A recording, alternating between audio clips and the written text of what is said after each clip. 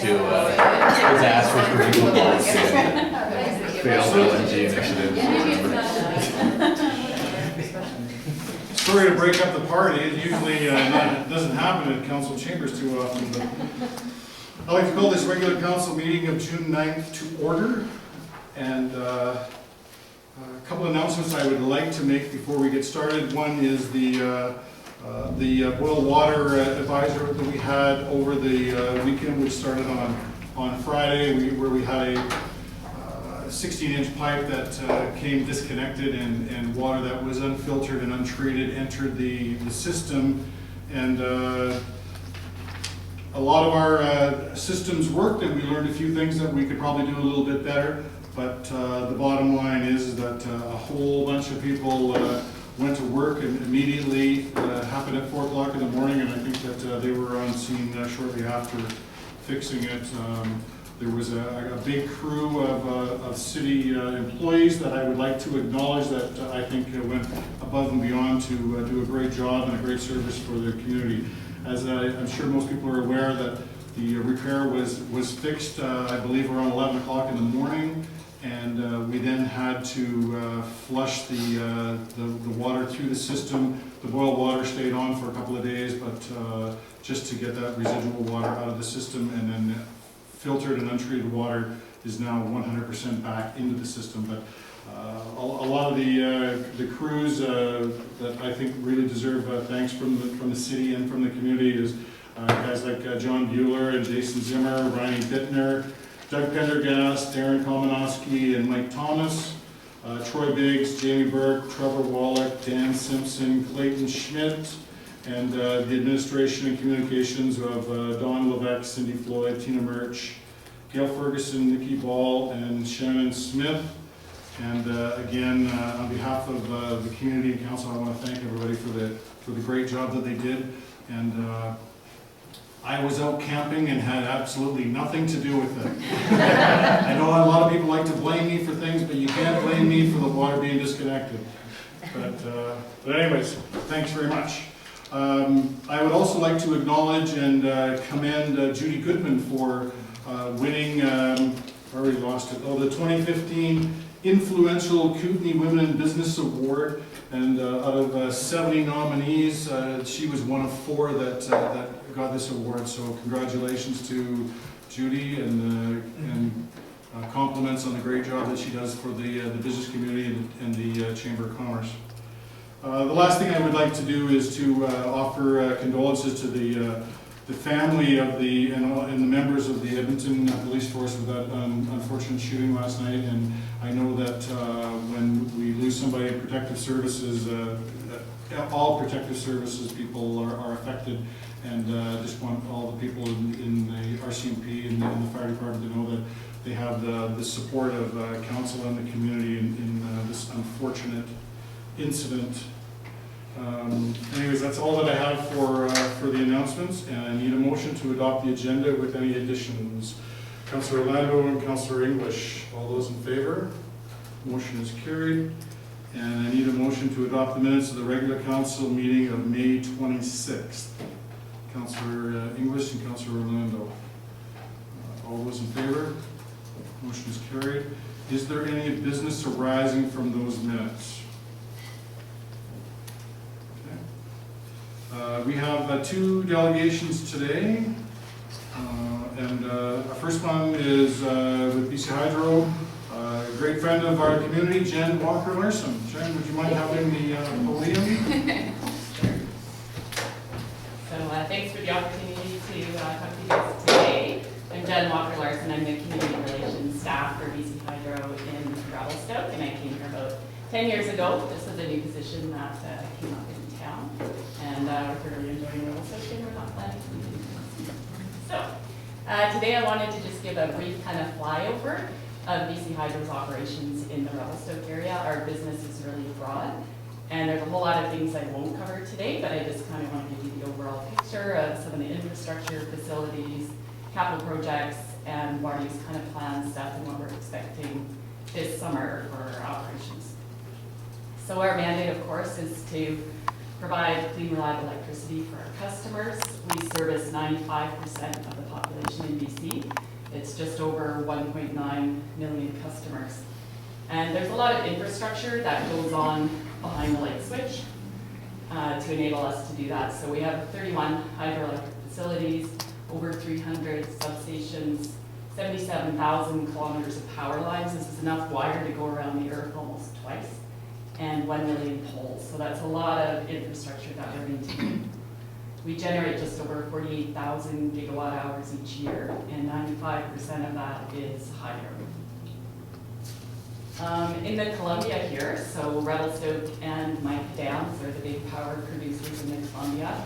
We produce almost half of BC Hydro's installed capacity, so we have about 5,000 megawatts, and about half the electricity BC Hydro produces every year comes from McKee and Revelstoke. So big facilities.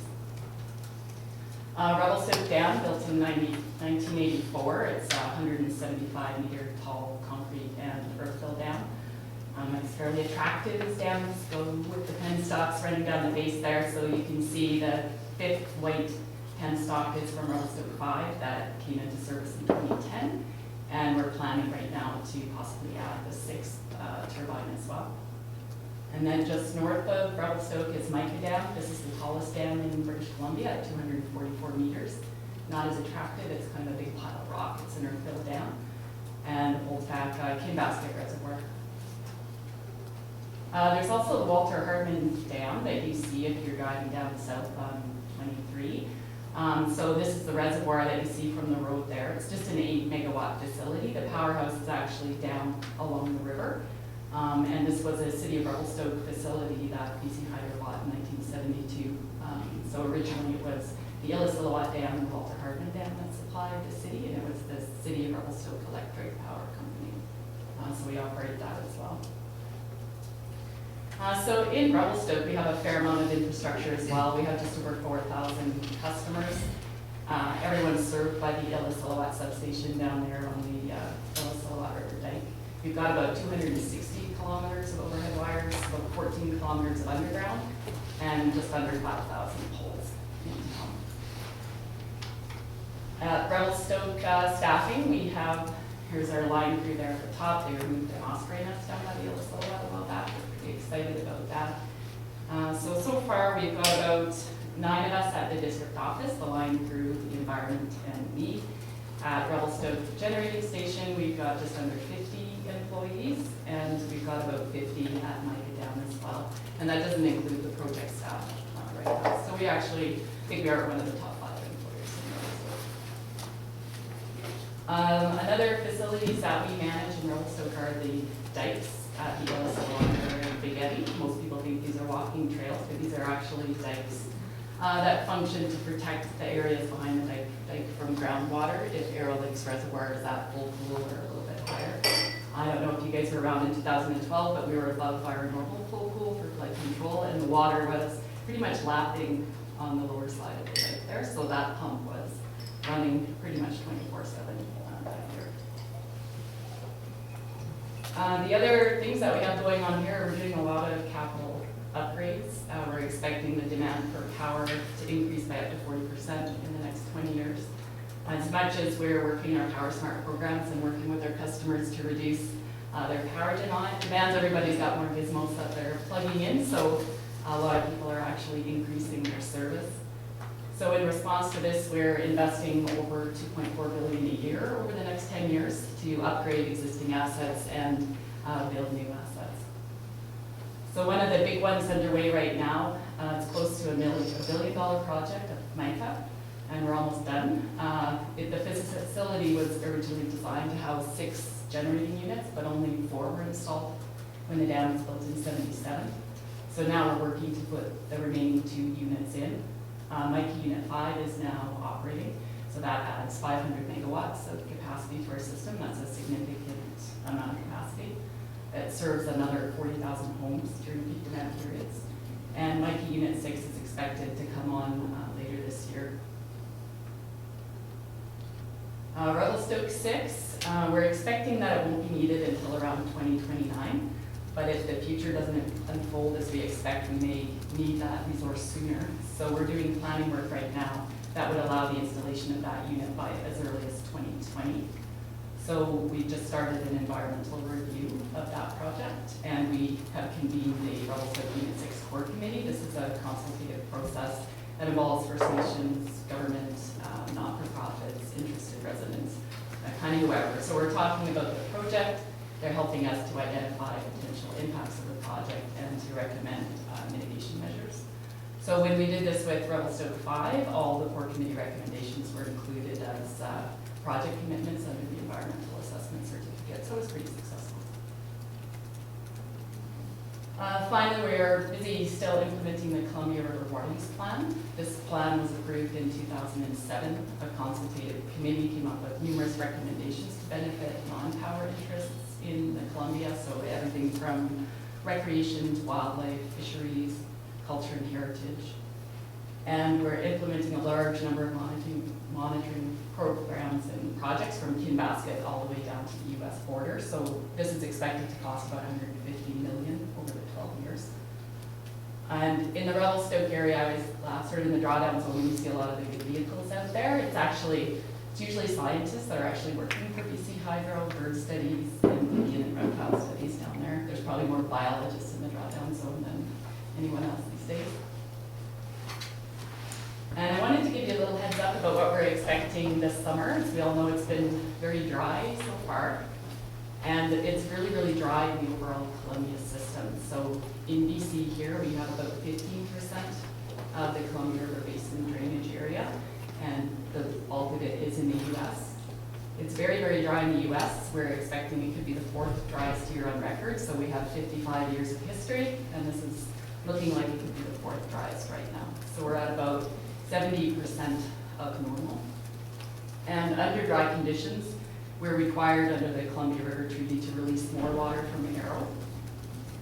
And that basically means that Arrow is not going to get very full. We're expecting it to peak somewhere around 1425 feet, so full pool is 1444. So somewhere 15 feet below. And we're actually thinking it could peak as early as next week. We're about a foot from that right now. So we're not expecting the water level to come up that much over the summer. And these forecasts do depend, they assume average rainfall. So they have been steadily getting drier over the summer. So if the dryness continues, it could still influence things throughout the summer.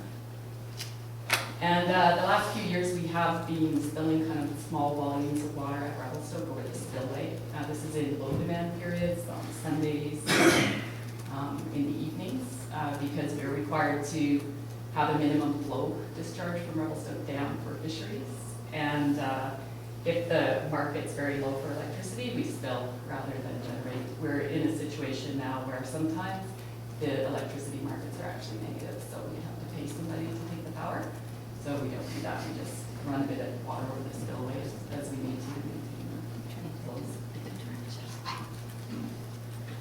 We do have an operations update open house scheduled for Thursday from 3:30 to 6:30 at the community center. So we're going to have our operations planners out. They're the folks who push the buttons and operate the dams and do the forecast for the reservoir levels. So if anybody has any questions about the operations that we're expecting over the summer, it's a good time to come out and kind of hear it from the experts at Hydro. And finally, I just wanted to let you know that we do have a modest donations and sponsorships program at BC Hydro. So our budget's pretty small, it's about $80,000 for the Thompson, Okanagan, and Columbia each year, but we do provide funding for initiatives that fit with our business objectives. So we did give $5,000 for the fire rescue emergency truck there, Bearware, we've been supporting the Painted Turtle banners on Red Devil Hill, and business actually supports each year. So if you do, there's something that needs a bit of seed money that you think might be a good fit, feel free to get in touch and we can help you with that. And finally, I was just going to say that I'm actually starting a sabbatical leave at the beginning of July for 6 months, so there will be a backfill. There'll be somebody here to look after everything. And if you ever have any questions, just feel free to get in touch. And I'm not sure yet who the backfill will be. We don't have someone in place right now, but those contact numbers, you'll get the new person if you don't hear from me, and I will pass it on once I leave too. So at the end of June, I'll be finished up for 6 months. Questions from council? Oh, Councilor Nixon. Jen, just two things. There's a funny looking new fish down around 5 Mile. It looks like a miniature carp. Who do we send those pictures to? Oh, if you send them to me, Karen Bray in my office is the Okay. fisheries biologist, so Okay. that would be a good person to Yeah. send it to. I know there is carp in the Arrow Lakes Reservoir, Yeah. but I didn't know about those. Yeah, they look like the garbage fish, but with the whiskers. And, Oh, yeah, yeah, send them along. And you know, if you have specimens, but they're trying to catch one. yeah, that would be great. That would be better. Yeah, great that you're here timely. Okay. The other thing is, I'm glad you're going on a sabbatical. Good for you. It's great to work for a company that allows that. Yeah, it sure is. And I just wanted to publicly thank you for down at Union of BC Municipalities last September. You sat with me and we made the presentation to BC Hydro to have the log yard for our CFC, the Forestry Corporation, to partner with Down Timber to store logs there for another couple of years. So thank you for your help on that. Yeah, and if you guys have any questions, I mean, it was just a brief flyover today, but there's a lot of things that we're involved with in this area, so I'm really a good person to get in touch with because I kind of have a general knowledge of everything that's going on. We have a lines of business kind of model at BC Hydro, so we kind of have people that are kind of siloed into different topic areas, but I tend to be involved in kind of every aspect, so at least I can get you in touch with the right people, which is helpful. Councilor Brothers. Just out of curiosity, when Revelstoke 6 is done, is that the absolute capacity of the Revelstoke Dam? It's done, it's finished? Yeah, so that, yeah, we wouldn't be able to add more units without us complete retrofit, so I don't think that would be cost effective ever to do something like that. I mean, the facility itself, when it was built in the 70s, was like a $2 billion project. Each new generating unit is about $450 million, but there's a lot of cost savings because most of the infrastructure is there already. But kind of retrofit that, I think it would be productive. Okay. Anyways, I want you to enjoy your sabbatical. I know that you, every time I send an email or send a text or phone, you're real quick to respond, and I'm assuming you're going to do the same thing while you're on sabbatical. I'll be available if my background any questions. Anyways, you have a good time, and thanks for your presentation. And just to remind everybody that BC Hydro also was a very good contributor to our affordable housing society when we built the duplex, and that's what made that project possible. And Jen played a big part in helping us secure that. Thanks very much, Jen. And Yeah, and I am working with Dawn just to get a couple dates too for tours. You know, some of you folks haven't probably been in Revelstoke Dam or Micah Dam, so I'm going to get some dates together with Dawn to take you up and show you around. Great. Okay, Thanks, thanks. Jen. Our next delegation is the Revelstoke Arts Council. Garry, that's going to be you. That's me. Yeah. Okay.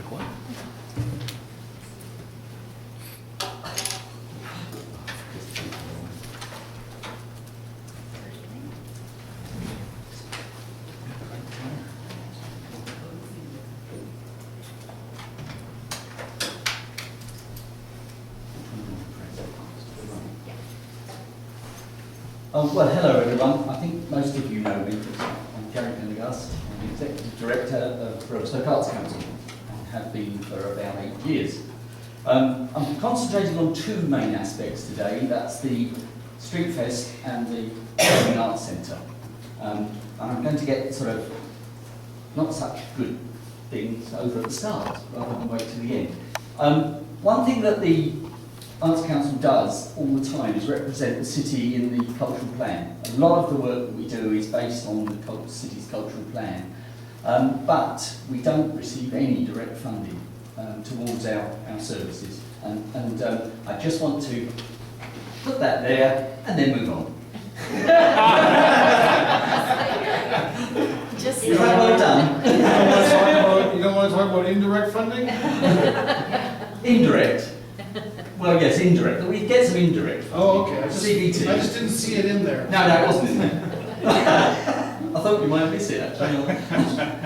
So the Performing Arts Centre, I think most of you have probably been into it now. These are the activities that we have so far had in the Performing Arts Centre, and we're always looking to expand it. I've got some further statistics after the vision and mission, which we are managing to reach very quickly.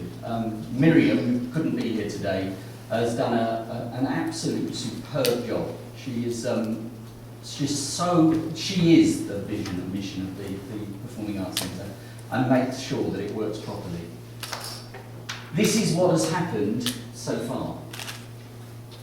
This was last year and the year before, added together. So you can see 16,623 visits from people at the Performing Arts Centre.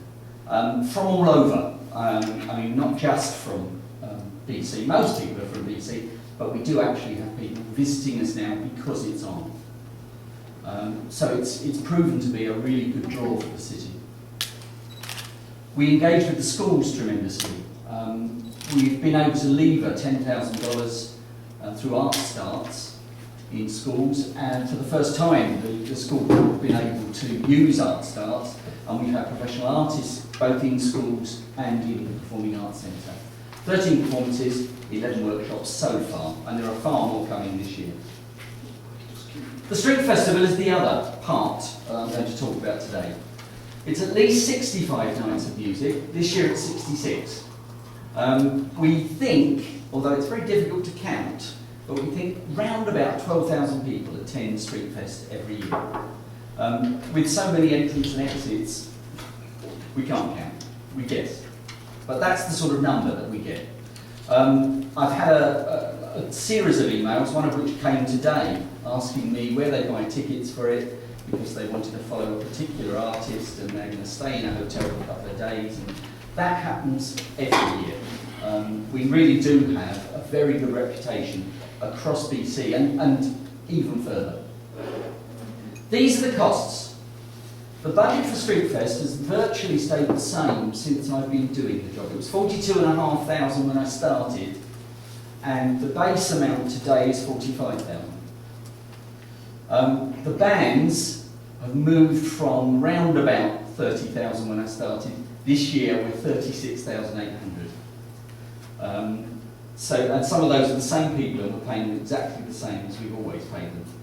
To give you an example, I'll move on to the second slide in a moment, but we pay a coordinator that isn't me, that's the person that's there every night and make sure everyone goes to the right place, does our surveys and things like that. We have a small budget for hospitality and accommodation and technical, that's if we get touring bands particularly, we like to make them feel welcome. Advertising, and you know that we do the cards, the rack cards, and then we have to buy racking in various places, various communities. We do posters, we do online, we do a whole range of different things to let people know. Administration, which is me, we don't get anything, and we haven't ever. So the Arts Council have always done the administration for nothing. There are sometimes additional items, banners, chairs, we buy water for the bands and things, it's about $500. So a typical total, you can see there, we even lose $500, usually. So the bands, $450 to $750 a night. At our pack, we would pay a band $2,500 to $3,000 for doing half the amount of time. We do have a lot of people want to come. I'm not suggesting we're going to pay them that sort of money, but it would be nice to be able to pay them a little bit more from time to time. They play for 2.5 hours. There's usually no hospitality or accommodation, so they just come along, they put themselves up, feed themselves, do everything else themselves. They can sell their own CDs. And there's a breakdown there, I'm not going to read the slide, but it shows you the sorts of amounts we give. Hospitality of $15. This is what I do. So it starts in January, and that's when I send emails out and inviting people to apply. I get in the region of 200 applications for the 66 nights. It's normally about 45 different bands, so we have some on 2 nights. So the 200, we have about a quarter of the applicants. You can see through advertising there, everyone is listened to. If they're new bands, I listen to them to make sure that they're not absolutely awful and really wouldn't fit. Not that I enjoy everything that's on at all, but I do make sure people have a good variety. I draw all the contracts up individually, and then they're agreed, and it starts at the end of June. We employ the coordinators, and one of the things that has helped recently, I did come before the council 2 years ago to talk about the worry I had of only having one person looking after perhaps 400 in the plaza. I was able last year to employ some chair people through Okanagan College. They were running a course and they had funding for unemployed youth, and we employed 2 of them. And so they actually meant I had a second person there. And again this year, it looks as though I'm going to be able to do the same thing through Work BC. I had a meeting with them this morning. So I've at least got a second person there. I write each cheque individually, and then we follow up with emails, and we keep accounts. Carol keeps the accounts for the events right the way through the year. So that's what I do in administration. So, these are the things I wonder whether we want to consider for the future. We already do a survey, but whether we need to expand it in any way, and whether we need to think of other things we might want people might want to see us do. It would be really good to have more than one coordinator on each night. So we have some weekday, that should be weekends, not weekdays, and special days only, so like Canada Day if it's not a weekend. We wondered about t-shirts and stickers. We've been asked, you're a festival, you're up there with other festivals, why can't we have I've been to Revelstoke Street Festival? But we don't have the capacity or the funds to actually do that at the moment. The amount I pay the coordinator has stayed the same for 8 years too. A new street banner. The old one is 7 years old and, as it says, dirty, torn. I think we can do better to advertise the city. And finally, I'm one of the members of the Enhancement Committee. We have actually spoken about the washrooms. They prove to be a very difficult thing in the summer when we've got 400 people in the plaza, 3 coach loads arrive, they all come off, they mill around the washrooms for hours. And I don't think that's a good advertisement for the city. Thank you very much. Okay. Questions from council? Councillor Nixon. Just very good presentation, Garry. I sat on in council with you, and the coaches coming in and piling in, and they love the street fest. Yeah. But I guess we need to look at where the money can come from for those washrooms, because we do need more washrooms for the tourists. I mean, I do understand that. I'm not, I'm not coming here to but say you need to do that. But we do need to look at that as a tourism load Yes. on the infrastructure in town. Yeah. So we need to look at where that comes from. Any other questions, comments? Councillor Duke. Just a comment that the street fest is fantastic, and I can't believe you're doing all of that. You should be asking for the administration level a little bit sooner, I think. But anyhow, it was very much appreciated. Thank you. Well, it is one of the things that Revelstoke is famous for. Wherever I travel, people always bring it up and mention how great it is, and it's something that a lot of other communities are trying to duplicate. And it is one of the keys to our downtown success. So hats off to you and your committee for all that work that you do and the coordination. I think that all these recommendations that you have at the end, I'd like to recommend that they be sent to admin to look at and see if we can come up with some crafty solutions on how we can get it resolved. I already have some ideas that I'll share with staff later, but thanks for your presentation, Garry. Thank you. Okay. Thank you. Thank you. Nothing under old business, under new business. First item is under administration, zoning amendment bylaw, and Councillor Duke is going to declare a conflict of interest. Declared. He has a copy of the slides if you need it. Who would like to deal with this one? Councillor Brothers. All right, the zoning amended bylaw number 2081 being a bylaw to allow for vacation rental use received first and second reading. Want me to continue? Yes, please. And that the public hearing be held at the regular council meeting scheduled on Tuesday, July 14, 2015 at 3 p.m. Motion by Councilor Brewer, seconded by Councilor Nixon. Discussion on the motion? All those in favor? Motion's carried. Can somebody let Scott back in? I think he's done.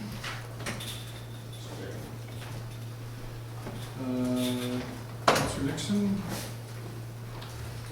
This is the terms of reference for the financial plan, 2016-2020 focus group.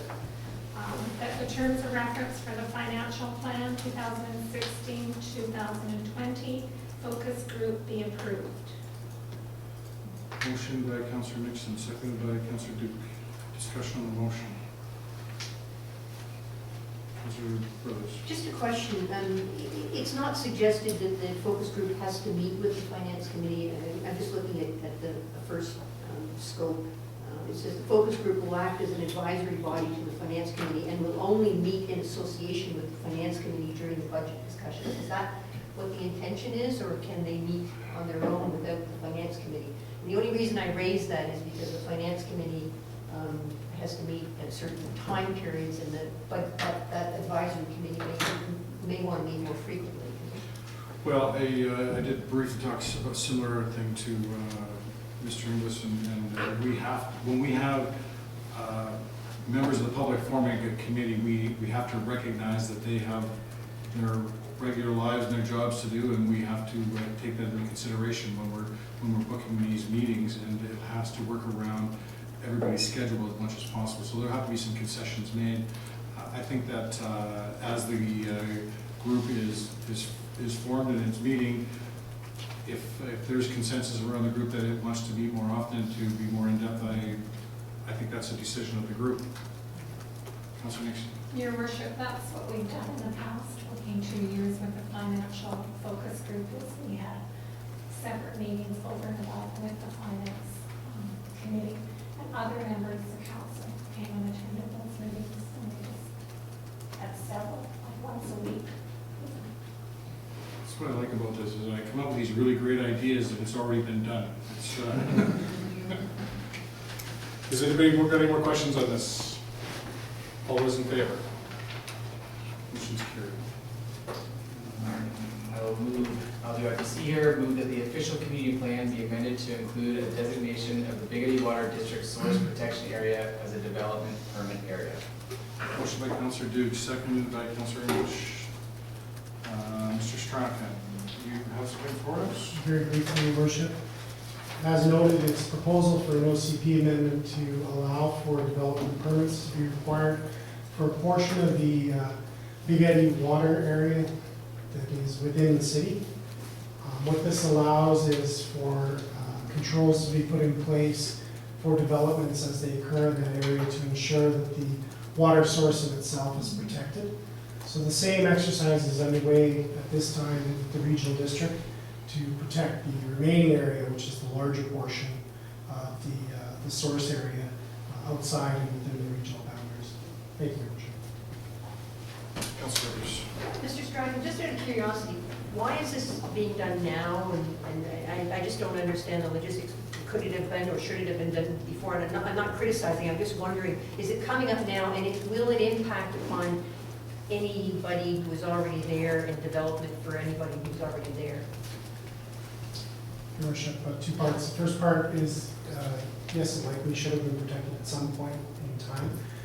The regional district is somewhat new to having official community plans for this area, so it's been identified as something that needs to be done. As a private utility, may have been picked up at some point in the past, but it's certainly picked up now that this area should be protected by development. It doesn't affect existing development. It would impact new development occurring. How that would be impacted would be depending on what scale of development is taking place. If there's a proposal for a commercial building, the impact is probably really quite low. It would just be part of the criteria to evaluate. If you're looking at some form of large-scale excavation or creation of stormwater that would be possibly going into the ground with contaminants, then it may be a significant issue. Most importantly, though, it's being looked at when development occurs to ensure that there isn't something happening that impacts the water source without being looked at and reviewed to protect it. Which is no different than what the city's already has in place with the Greeley watershed. That's correct, George. Any, Mr. Thomas? Your Worship, I'll just point out that this has come out of an initiative from the McKee Water District as a group when they were in discussions with Interior Health as to how they could better protect their system. Going through this study that was a groundwater protection, a source protection plan similar to our Greeley Creek protection plan, and this is one of the outcomes. And so, for the development department to be bringing this to council, that's just one of the things that we can do as a city to make sure that we're looking after the McKee Water District. Any other questions or comments? Okay, we have a motion on the floor. All those in favor? Motion's carried. Thank you. Item D, I'll move that heritage alteration permit application submitted by Lauren and Christine Zererzan for the properties parcel A and block 34, section 27 of plans 636B and 636D, 2224th Street East, to construct a rear dormer and addition on the northwest side of existing residence be approved subject to the following conditions. Building design drawings and site plan are to be included with the heritage alteration permit as Schedule A, and that the corporate officer be authorized to issue the heritage alteration permit once the above noted condition has been satisfied.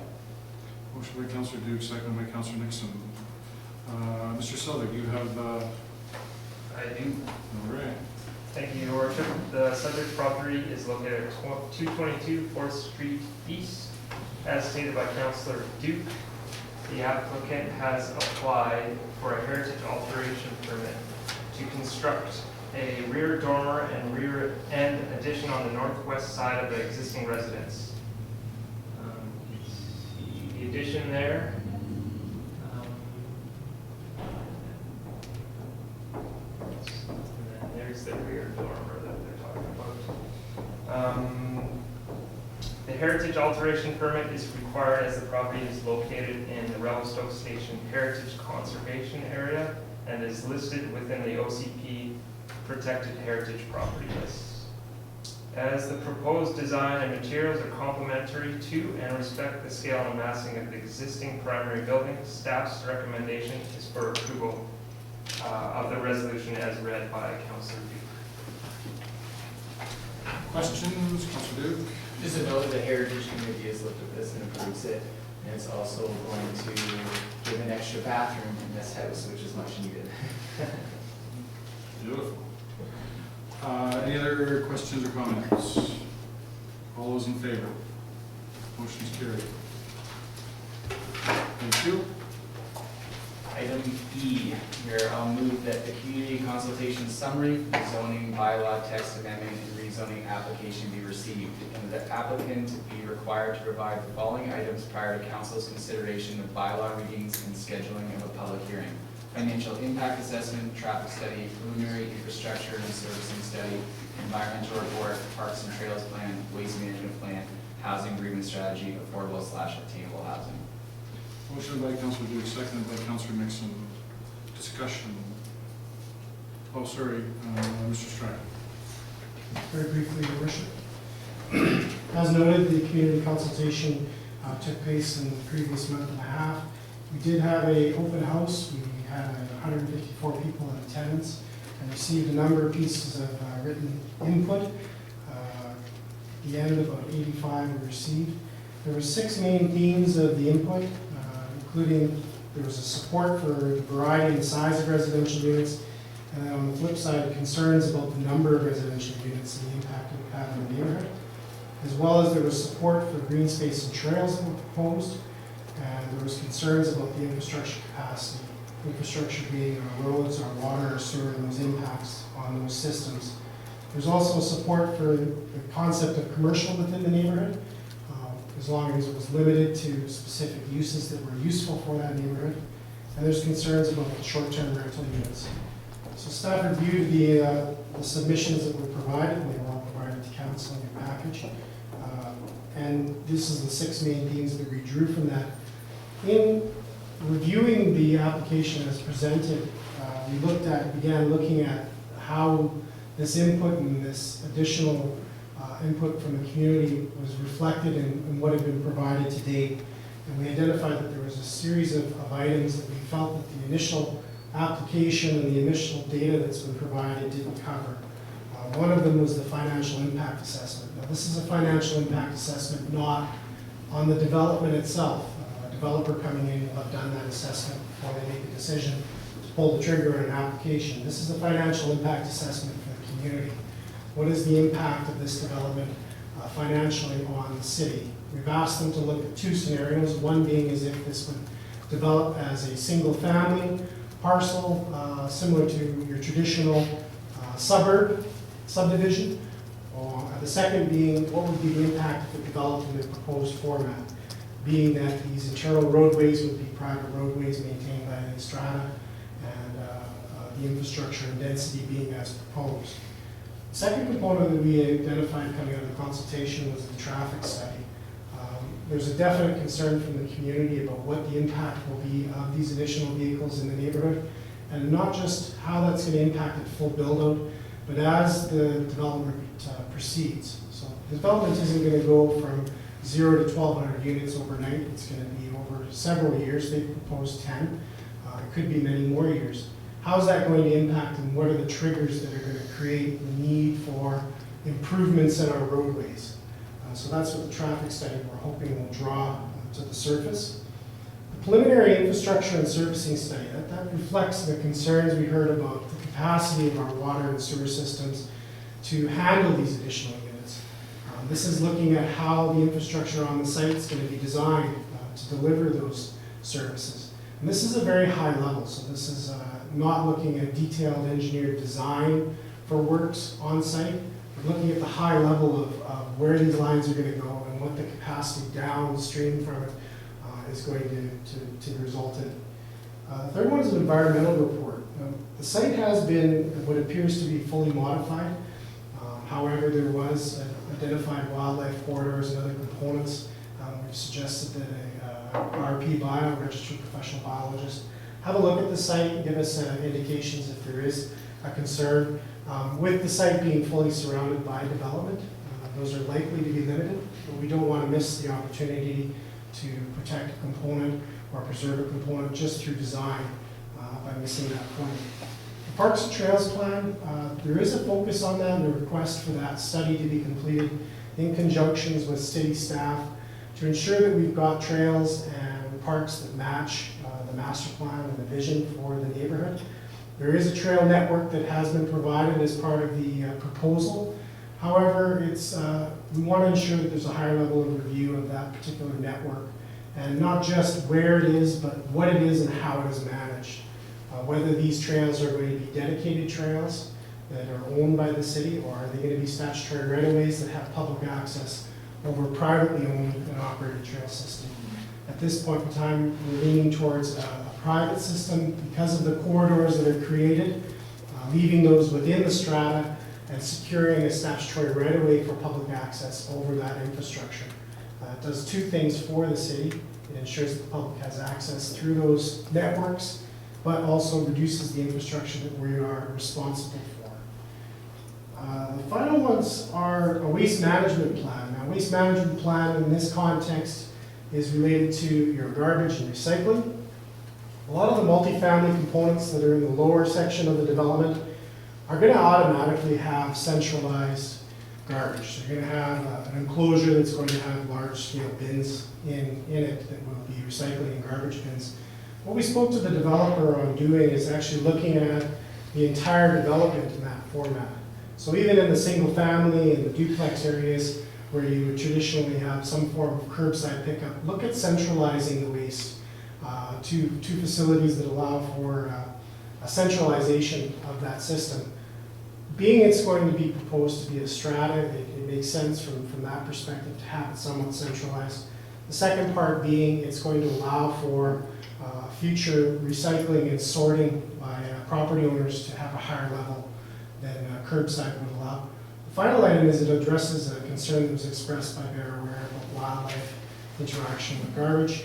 By having it as a centralized system and in central locations where residents are delivering it to a building, that issue is somewhat mitigated through that format. Final item is housing agreement strategy. Now, housing agreement strategy is intended to incorporate a mechanism within the zones itself that would allow for affordable and attainable housing to form a component of the development. Housing agreements themselves are generally driven by density bonusing. So the zone itself would have a bonus of zoning, so additional units that could be constructed subject to a housing agreement.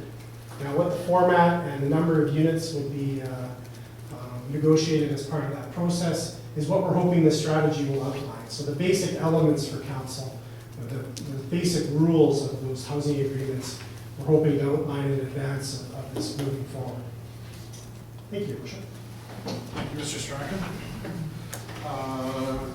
Councilor Brothers. Just a question, Mr. Strachan, have you had discussions with the developer with respect to these proposals that they do these studies, and what was their reaction? If you did have these discussions?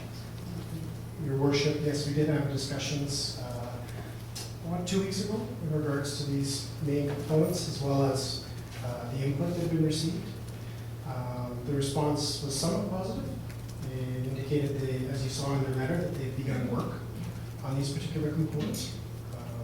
We provided some additional guidance as to where we're looking for these to go, where we think council's information, or the information that's necessary for council is going to come from. I haven't heard anything back in negative to doing these studies, as any of them are showstopper. The only thing we've heard so far is that they're underway. The question, Councilor Orlando. Sure, through your worship, how do we ensure that the studies that are proposed here and being done are going to be satisfactory to everyone involved? Obviously, it takes some time and resources to get them done.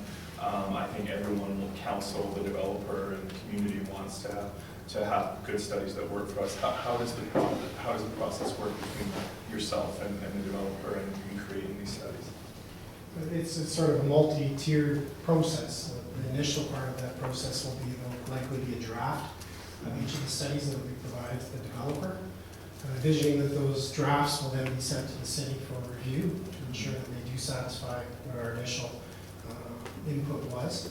And then the final study will be prepared. Those final studies would be presented to council in advance of them moving off to the community. At which point, either at a staff level or a council level, there could be a direction that something's been missed or something needs further exploration, or this has now triggered a need for further review of a particular component. So there's 2 tiers to it. One would be at the staff level, which would be the initial level, and then of course reporting to council and seeking your feedback. I think that a development of this size, and it's nice to see that the numbers of this development have already changed to 1,200 units from 1522? 1580, and that was a direct result of the public information session and the feedback that was received. I think that what's being requested here, because of the size of the development, I don't think is unreasonable for the studies. Those studies are going to go back to staff for review. They'll be available to council. When this whole project was first talked about, we talked at this table and with staff that a project of this size really warrants having a bigger public process than what is called for and what is normal. And when those studies come back, that may answer the questions that the public has. It may answer the questions that council has. Council will then decide, do we feel that we should go to another public information session, or do we go right to rezoning and public hearing? And I think that the real message here is that a lot of people think that the public hearing stage is the time to ask questions, when in fact it's not. It's the time to know what is being proposed and to let your feelings be known to council on whether the community supports it or not, or the concerns that it has. So I always think that it's a good idea to have the public information sessions, get out as much information as possible, get people as informed as possible so that they can then provide that feedback at the approval stage. So still some decisions to go through, but I think that we're going about it the right way.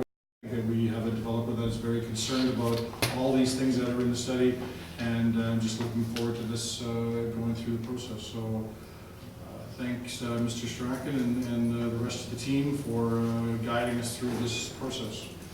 Any other questions from council? Councilor Duty. Just a quick thing to mention that it is great that 150 people came out, and that out of that, we have 1, 2, 3, 4, 5, 6, 7 different studies being done. That's good to see. We have a motion on the floor. Any more discussion? All those in favor? Motion is carried. Thank you. Thank you, Mr. Strachan. All right, this is an item F, it's a long motion, so I'm going to move the development application for TELUS TM Mobile Inc. to extend the height of their tower. Before we start, Sorry. does anybody think that I have a conflict of interest on this in here? I would just thought of it as I was reading because it said TELUS. I don't know. Okay. Okay. TELUS TL Mobile Inc. to extend the height of their tower as shown in the council agenda.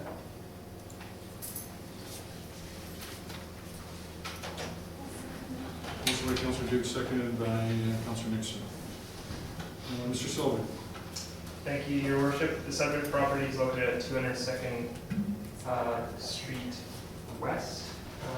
As stated by Councillor Duke, the applicant has requested a resolution of concurrence in order to complete Industry Canada's default consultation process for the extension of the existing communications tower from 14.9 to 18.63 meters.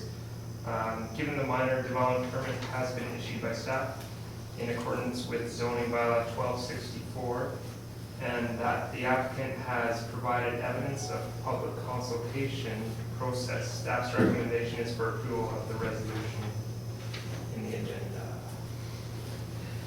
Any questions from council? Councilor Duke. I just think for the public, and this when I was going through this document, it has some link to it, but they do have this good before and after shot where it shows what it will look like when it's done. It's not a significant difference there. It'll give them more space and more cell service. Any questions? All vote, Councilor Rondo. Yeah, I'm gonna throw it out there.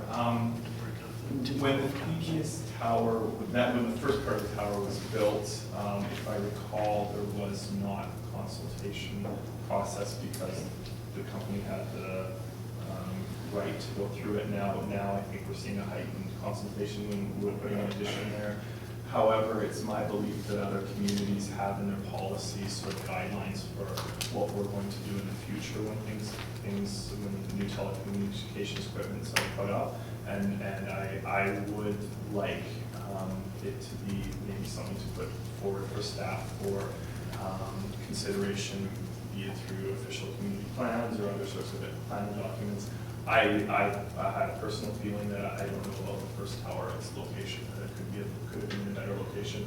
I have seen other communities do better with mitigating visual impact of these types of things. So I don't have an issue with this one, but in the future, I think we could think further. And I just imagine we're going to be getting more technology like this of various sorts over the next 20, 30 years. Okay. Any other questions, comments, motions on the floor? All those in favor? Motion's carried.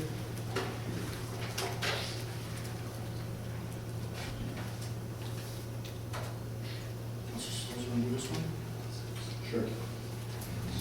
Item G, I make a motion that city staff be directed to prepare and submit an application to participate in phase 1 and phase 2 of the Federation of Canadian Municipalities Leadership in Asset Management Program, and that the phase 2 project focuses on the development of a levels of service framework relating to asset management. Motion by Councilor Sills, second by Councillor Duke. Do you want to explain this in English, Mike, so that the public can understand what we're talking about? Your Worship, this is a project by the Federation of Canadian Municipalities through their Green Municipal Fund to fund 50% of some specific asset management projects for municipalities. So the first phase is really a learning and preliminary sort of stage of establishing, making sure that you've got asset management policy, which we do, but then building into asset management framework and strategy so that you can actually build your asset management plans. The second part, this phase 2 project that we're focusing on as our proposal here, is that we would work on the development of levels of service framework. So that's so that we can, for all asset classes, ask the question, what level of service do we provide now for, say, roads? What level of service is desirable, whether that's up or down from what we're currently providing, and having that discussion about what does it cost to provide what we're providing now and the options, and then going through a public process of actually deciding what does the public actually want from a level of service for any asset or class of assets, and allowing council to have that information for budget processes, and so that we can have a long-term infrastructure strategy for all our assets. Any questions? Councillor Brothers. What ultimately is this going to cost, or what input, the financial input does the city have to make in this one?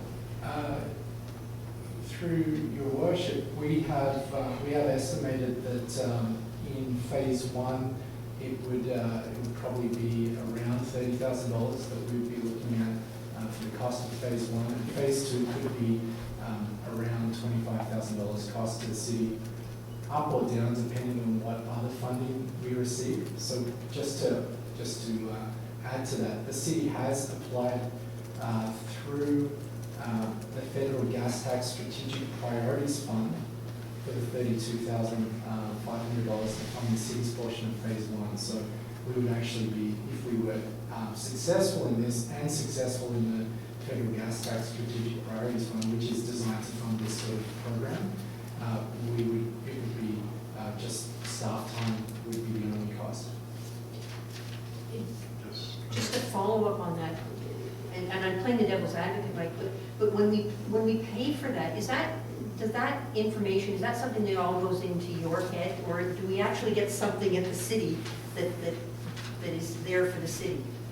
Yeah, great question, because from my perspective, I don't want it all in my head. I want this to be something that's a continuous learning for all of staff.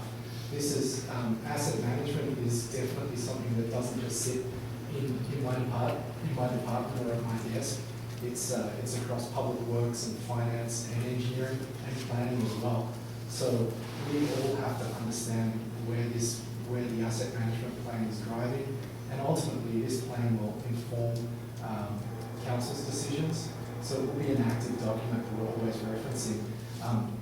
In some ways, and it sits at a very similar level to, say, the official community plan in terms of guiding the direction of council in the future. So this isn't a product that is just sits on the shelf and we pull it out every now and then. This should actually end up guiding all of our decisions when we have a complete asset management plan for a specific asset class. And it's going to make us more efficient making these decisions on infrastructure or replacement or renewal or maintenance. Okay. Any other, Councillor Ronald? Your Worship, the question I have is if we aren't successful in the application for the Federal Gas Tax Strategic Priorities Fund of $32,500, what happens? Your Worship, we do have an option to fund this through the gas tax fund, which does have some extra money in 2015. We also do have a capital project still open for asset management programs that if we weren't successful for the federal funding, we would probably look at allocating that money or a portion of that money towards this project. This is a project that will be through 2015 and 2016, so I don't see us spending all of the money in 2015 either if we were not successful. The other good question is, what if we're not successful in this application with the FCM? These are things that we would still want to be doing, and there's things that staff would be able to do, but there would also be things that it would be wise to get a consultant to come in and guide us through some of these processes. So this opportunity from FCM is to get 50% funding on getting that guided process through from people that have done it before in other communities. Any more questions? Motion's on the floor. All those in favor? Motion's carried. Councilor Schultz, you want to do this? Sure. Item H, I make a motion that the capital infrastructure grant application for the federal gas tax strategic priorities fund for traffic improvements at the Moodus Loop Victoria Road intersection be approved. And that the capital infrastructure grant application of the federal gas tax strategic priorities fund for the Illisola water line replacement be approved. And that the capacity building grant application to the federal gas tax strategic priorities fund for asset management planning be approved. Motion by Councilor Saul, second by Councilor Nixon. Discussion on the motion. All those in favor? Motion's carried. Thank you. Finance? Yes, Your Worship, I'll bring forward that the liability under section 179 of the community charter be authorized to purchase the equipment as listed at the identified values with no provisions for renewal.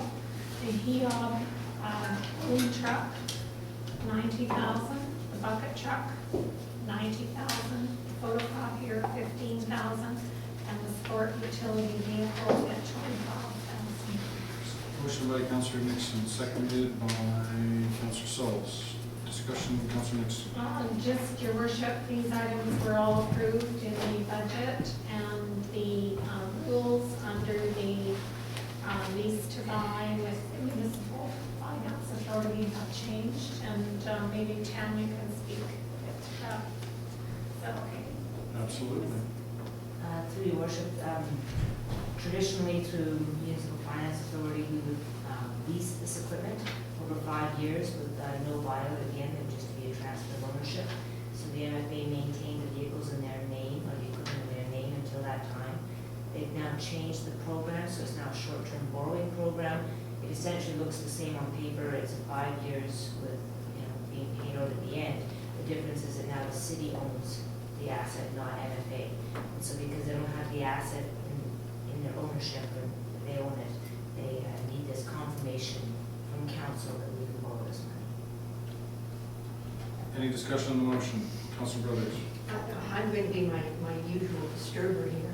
I remember about the high-end boom truck in our discussions, and I remember about the bucket truck, and I think where we were at is that we were going to be able to save some money by purchasing used equipment or whatever. That's my understanding of that. I don't remember about the photocopier, and I don't remember the sport utility vehicle, and I have some concerns about that.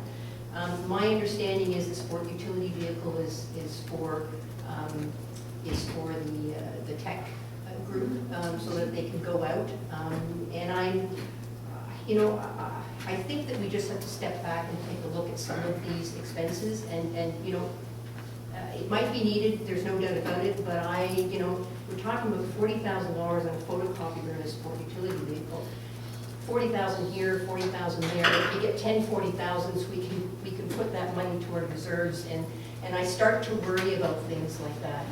So I'm being a disturber again, and I'm not probably questioning the truck, the two trucks, because I think we had extensive discussions over that. But I'm questioning the other two and wondering whether or not we think about this again. Staff want to refresh people's memory on what the budget discussions were on this? Just, can I add that sport utility vehicle for the IT tech. I think staff can correct me if I'm wrong, but he's driving a pretty old vehicle and he's going out to the water treatment plant. Well, I don't spill on more confidence in saying, if that's okay, Your Worship. There's one, what we have is 2 SUVs right now, one for the IT department and one for engineering and development services. So we have 2 IT techs, and we have 2 or 3 people in the engineering department have access to another vehicle. So as staff, we've noticed that there is a gap in terms of being able to make sure that there's transportation for our techs to go out to those places when they're called out. There are occasions when we have an IT tech who's out at Greedy or some other place in the city and get a call out for servicing a computer somewhere else, and another individual doesn't have any wheels because an engineering tech has the vehicle. So we have noted a gap in terms of being able to be more efficient in how we provide our services. We've managed on 2 vehicles up until now, that's true. The photocopy and the support to the vehicle were to the 2015 financial plan, they weren't the first, they were left in there. They were left in there as leases, so they're fine. Okay. And I'm assuming that, because it's an IT vehicle, that it's going to be full of equipment and wires and modems, and which may make it unreasonable to pay somebody a mileage to use their own vehicle. Is that reasonable or no? That's reasonable, and the design of the vehicle means that we can transport computer equipment around, whereas it's not using someone's private vehicle. Because I think that it is a concern that I've heard in the community and around the table is the amount of vehicles that the city has, and we are going to be starting our budget process all at the same time, except that we'll have the full council there this year. Hopefully, we're going to have a full contingent of the financial focus group helping us, and I think this is an area that we really have to look at. I'm not as concerned about this particular one as I am about other things, because I know that the IT people, they're on call, they get alarms and they get called out in the middle of the night. I remember some of the discussion around the photocopiers. They get a lot of use at City Hall, as I'm sure everybody can well imagine, and you have to keep up on. So I think it's good that we're, again, watching everything, but we can't stop moving forward. And like I said, we're going to have a bigger process for budget approval coming up, and I think that, like I said, I think this is good to look at. I'm not as concerned about this as I am about other things. Is there more discussion on the motion? Councillor Duke. Through the chair, I'll do with Connie on this one, because this item I and item J kind of made me a little bit sick to my stomach when I was reading this stuff earlier. But obviously we need to spend some money to keep the city going.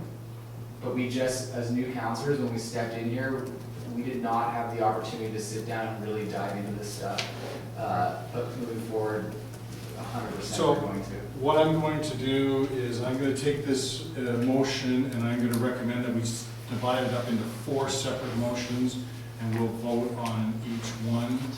And if something doesn't make it, then it'll go into the next budget process, and we'll let council decide. So, is that a yes or a no? I'm not sure, Graham. These were approved in the budget already, so is this? Sorry, Your Worship, they have been approved already. However, if the funding for them is denied now, it still means they're in the budget. It just means that we can finance them a different way. So what we need to follow up with, I think, is a motion to delay the purchase of these actual items. I think that's probably what you're trying to do. Okay. All right. Councillor Nixon. Your Worship, do you want to put them in advance for now, like we did with the last? Well, I think that there's items in here that I'm not seeing any disagreement with, and if there's some used equipment, I remember there was a lot bigger price tag on these, on the high-ab truck and the bucket truck. So I'm concerned that if we were to put those in abeyance that they may not be available. So that's why I was trying to come up with a solution to move forward on the things that don't have a problem around the table. And then if it's deferring is the way to do it while council gets more comfortable, then that's fine by me. Councilor Brothers, you had your... I'm prepared to make a motion to defer the photocopy of the sport utility vehicle until we can get a handle on. Well, I have a motion on the floor already, so I have to do something with that motion. And I'm looking for advice from staff on how the best way to do it. I think even taking the first two and making it a motion to get them off the table, and then having a motion to put the other two in abeyance or defer, and then seeing if that's approved. Does that sound reasonable? We can do that. So the mover and seconder are, Your worship, should we just defeat this motion and then move on? That's, well, we still need to have, your worship, sorry, we still need to have a resolution to confirm the financing. Certainly if it's the high boom truck or the bucket truck that we're going to go ahead with, we do need a resolution to approve that. Otherwise, she's talking about getting rid of this motion and then just putting another one on the table. That's what you're talking about doing. Yeah, certainly. Okay. So the motion on the floor is to approve all four of these items. All those in favor of the motion? All those against? No? Motion is defeated.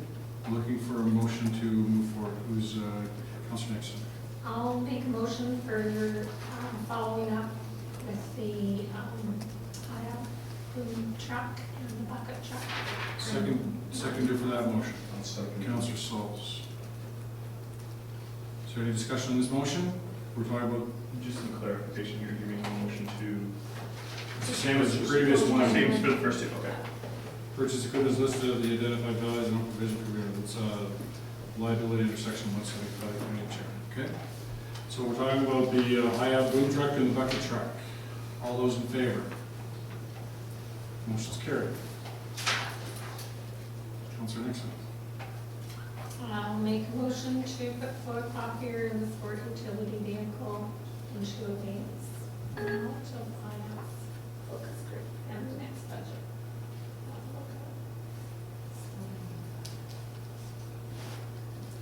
I didn't hear that. So your motion, I'm not sure that that's really necessary at this time. What we still, yes, we still have those items in the 2015 plan. We just don't have council. Because we don't have a motion to Authorize the borrowing. Okay. Okay. So we'll just leave it and it's automatically being deferred until council's ready to bring this motion back. That's correct. Holy cow, that was easy.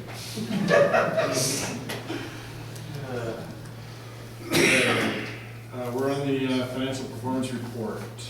Yes, your worship, I'll bring forward that the Revelstoke's financial performance report 2015 be received for information. Motion by, second by Councilor Sauls, and we have a report here. Is And it- we talked about that this morning, your worship, at the finance committee. And this report is from 2014. Yes. You guys want to give a report on this? I can say a few words if you like, your worship. Lovely. Thank you. So this financial performance report is one that I produce every year and have done since about 1999, I think. And it's not a required report, it's not a final report or anything like that. It's just simply adds another piece to the puzzle in terms of Revelstoke's financial performance as it compares with a handful of its peers at the Johnson by Finance Committee a couple of years ago, 2 or 3 years ago now. It was a different group of communities before that, and the Finance Committee decided they wanted to see a change in how we compare ourselves with the communities. The information, I just wanted to reiterate, and I think I said in the report, that this is purely a review of financial data only, as gathered by the provincial government. So it doesn't talk about the reasons for why we have those financial results, those financial performances that are outlined in this report. So, for example, I know there have probably been concerns around the debt level of 2013. We all know it's been coming down since then. But I think council also has to remember what the reasons were for that debt and what we have to show for it. Just wanted to remind council that unlike provincial and financial and federal governments, we cannot borrow to finance operations. It's purely for capital purposes only. So when you do see borrowing in various communities, then you're going to see assets that are reflected by that. And if you don't see borrowing in those communities, there's probably some assets that we need to replace and they haven't got there yet. So it is just one part of the picture and needs to be considered in terms of the other aspects of what we're doing as well. You'll notice that in 2014 will get reported next year when those statistics are issued by the province. And I'm hopeful we'll see an improvement in those statistics because we've seen an improvement in 2014 statements that has been issued. Councillor Brothers.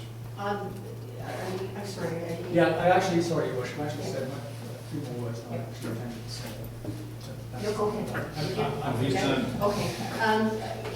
I read this and I really have to say, Graham, I really appreciate you doing this, and as you and I had a discussion, this is a wonderful tool, another tool for council to sort of get some idea of what's going on. And, you know, it's not the be-all and end-all, it doesn't tell the whole picture, but it's another tool. And what it says to me is that, you know, we have to, the sirens aren't going off, but the bells and whistles are going off about our debt and about our spending, because our spending seems to be higher than the communities that you've compared it to, and as well the average of the province. And I think it's just an indication to us that, yeah, we're on the right path if as a council we're thinking that we've got to go back and take a look at our spending, take a look at our debt, and continue to hopefully improve going forward. So I appreciate you doing this, and from my perspective, you know, I think we should keep working on lowering the spending and lowering the debt. I'm a disturber again. Questions from council? Councillor Dude? Through the chair, just a comment as well that this is a good piece of documentation to have because we know, well, we don't know exactly where we're at, but we know where we're at in 2013, so we have a little bit of work to do, and I think everyone around this table is happy to get at it. Councillor Rondo? Yeah, I have similar comments to Councillor Duke and Councillor Brothers. I've seen a few of these reports over the years. It's a couple of years old now, it's 2013, but it's something that I found I used to talk with residents and constituents about the issues that we're facing on many issues when we talk about the need to deal with that and the need to look at where we are comparatively to other communities and really tackle some of the issues. So I think it's really good information. It's really worth reading. Any other comments or questions? I too would like to echo that. Thank Graham and his staff for putting this. This is probably the best survey to look at and really tells you what's going on, and you can follow it year after year and see the trends and which way that we're going. And I think it's going to be a useful tool for this council to keep track of over the next 3 years. We have a motion on the floor. That's to receive this for information. All those in favor? Motion's carried. Next item is statement of financial information. Yes, Your Worship. I'll bring forward that the Mayor and Director of Finance be authorized to sign the 2014 Statement of Financial Information. Okay, we have a motion by Councillor Nixon, seconded by Councillor Sauls. Mrs. McKee, you were going to give us a report on this? Not much more, it's just a required filing that we have to do, and everybody, all the vendors that we spend more than 25,000 on, and obviously 75,000 with and information. Any questions from council? All those in favor? Motion's carried. Any other item? Councillor Sauls. Your Worship, before I move on to correspondence, I have one other item I would like to bring before council and to give some guidance to staff. have an issue with LED lights on Willow Street. This issue's been carrying on now since the beginning of Your May. worship, was this added to the agenda? Can I call the meeting to order? Well, I just thought we were in new business. If you wanted to add something into new business, then he could add it on.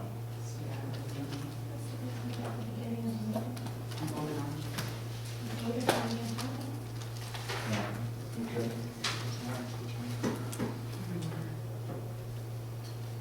So, We can it be added now? Make a resolution to add to the agenda, but you have to vote on it.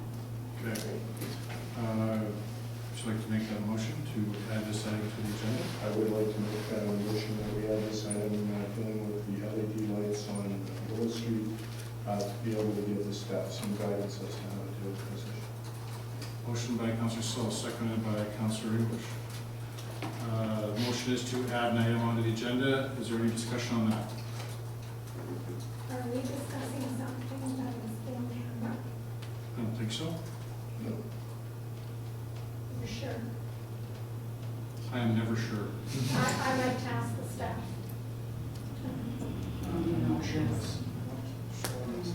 Mr. Thomas, do you think this is an in-camera item? I don't think so, Your worship. Okay. Motion's on the floor to add this item. Is there any more discussion on the motion? Yes? I think there needs to be more description on what the item is, so that We know what we it is. understand what they're voting on. Okay. So I'm prepared to, I thought we were just making a motion to add something, and then Gary was going to make a motion about the actual Sending item. a direction to staff as a council. Yeah.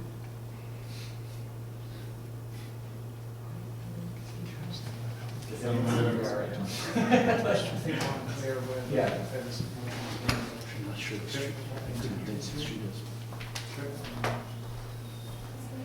Can we not add it to the agenda and start the discussion? If we realize it has to go in camera, can we then not have a motion and put it in? So I have no background on what this is at all, I don't know, so if it's not a pressing matter, maybe we can hold off for a couple of weeks, is there an urgent matter? I think, I have no. I think this is a minor item myself. But, I just don't know what it is. Okay. I'll listen to it. Okay, motion, you just gonna withdraw the motion? oh, Okay. Okay, moving on, correspondence. Nothing. Communications, is there anything you want to bring up of the high-tech task force? The social development committee? The community housing society? Heritage Commission minutes? Business license summary? Parks, Recreation, and Culture summary?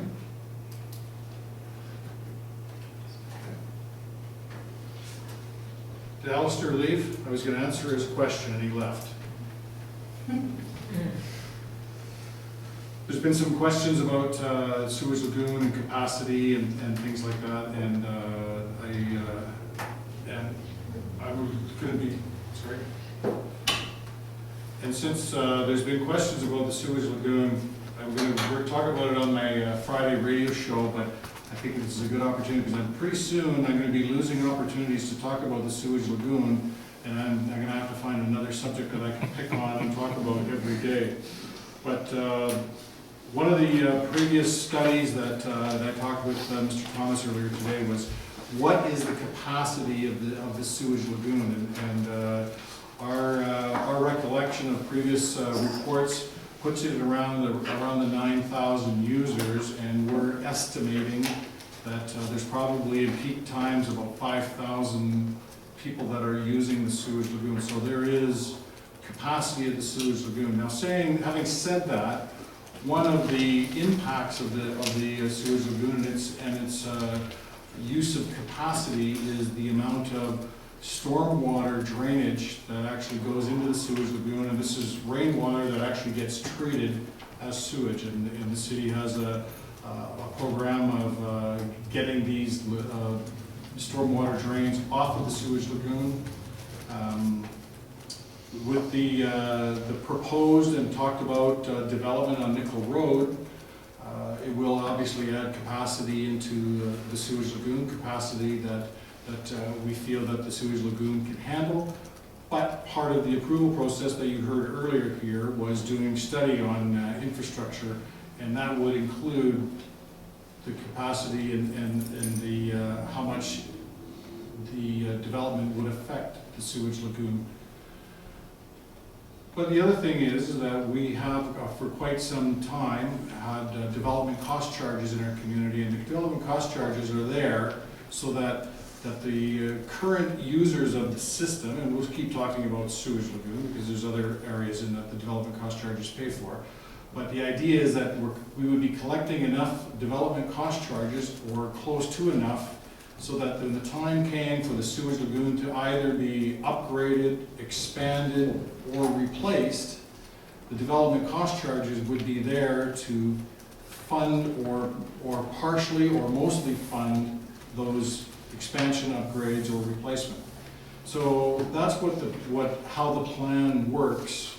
The idea is that you want your infrastructure to meet the needs of the community, and when that infrastructure is being used to capacity, you already have a plan in place on how that's going to be expanded or replaced. That's what development cost charges are. That's what good planning is, and that's what asset management is.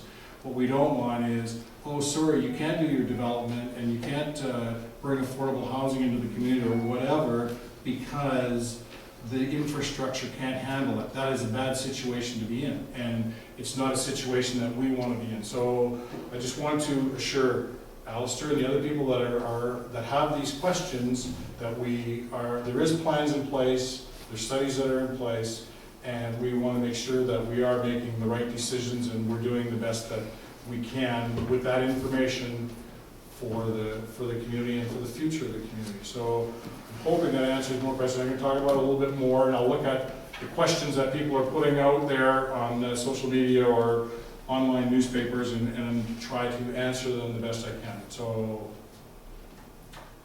questions for the media now? Thank you, Your Worship. You answered all the questions I was going to ask. No kidding. Yeah. Alex, I didn't answer all your questions. No, of course not. Just the June 15th date, what's the target for finishing up the work at the Well, the idea is that we haven't found out where the equipment is that's coming. It's coming has come from the States. Our estimate was it was June 11th to arrive into town. We're still hopeful that's going to happen.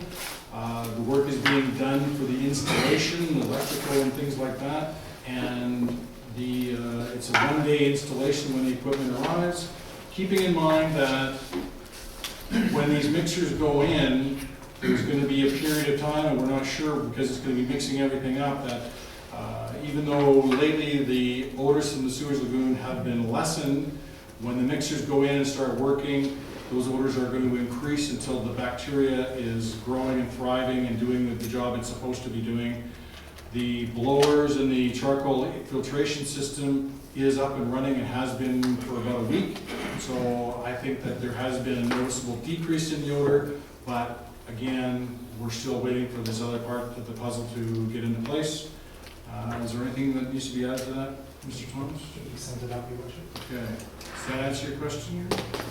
Yeah, no, it does. I guess my other question, which I don't know if this is the best time to ask it, but you brought up the issue of DCCs, being there to, replace or expand in the future. And are the DCCs in place at the level they need to be to actually do that when it comes time to it? I think that's something that should be reviewed fairly regularly. It seems to me that the last time I talked about this with anybody, the sewage lagoon expansion replacement, I think it was about $1.2 million is what we have in DCCs collected for that. It's, I guess it's, as we do the study to decide what direction we're going to be going, we'll determine how much it's going to cost, because adding another lagoon or expanding what's there or putting in a full-blown mechanical plant, each one of those has different, meets different size requirements and obviously different budgetary requirements. So until we actually know the project that's going to go ahead, we can't put a full-blown figure on it. And it gets down to, are we going to be increasing the quality of the sewage lagoon, and, or are we gonna be increasing the quantity? And quantity is a development project or a development cost. Quality is a price that everybody that's in the system would pay, just like what's happening right now. That's a quality upgrade to the sewage lagoon. All the users would pay for that. A quantity upgrade and staying the same system would be a developer pay. Am I rambling on too much now? Okay. Okay. Thank you. Any other questions? Nope. Alistair? Okay, Alistair, one quick one, but that's it. It's a kind of a two-part question. A, did you bike to work? And B, did you wear a helmet? Bike to work week, I biked every day. And yes, I wore a helmet. And I tell you is that I gotta really shop around and find one big enough for this coconut. Is that your two-part question, Alistair? Beautiful. Okay. Okay. I'm looking for a motion pursuant to section 9.1A, C, and D of Community Charter of Golden County. Councilor Lewis, Councilor Wendell, all in favor, motion's carried. Thank you very much.